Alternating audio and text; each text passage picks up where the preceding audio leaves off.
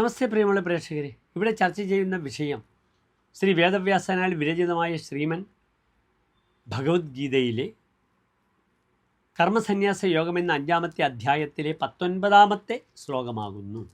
ഇഹൈവ തൈർജിതഃ സർഗോ യേഷാം സാമ്യേ സ്ഥിതം മനഃ നിർദോഷം he സമം ബ്രഹ്മ തസ്മാത് ബ്രഹ്മണി തേ സ്ഥിതാഃ.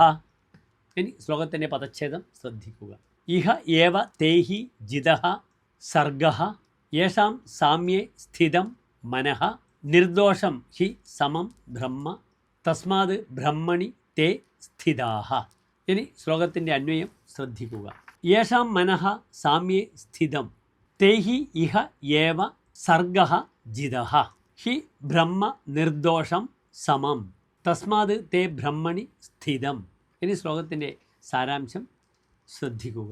യാതൊരുവൻ്റെ മനസ്സാണോ സർവവും സമമാണെന്ന ഭാവനയിൽ ഉറച്ച് സ്ഥിതി ചെയ്യുന്നത്, അവൻ ഈ ജന്മത്തിൽ തന്നെ സംസാരത്തെ ജയിച്ചിരിക്കുന്നു.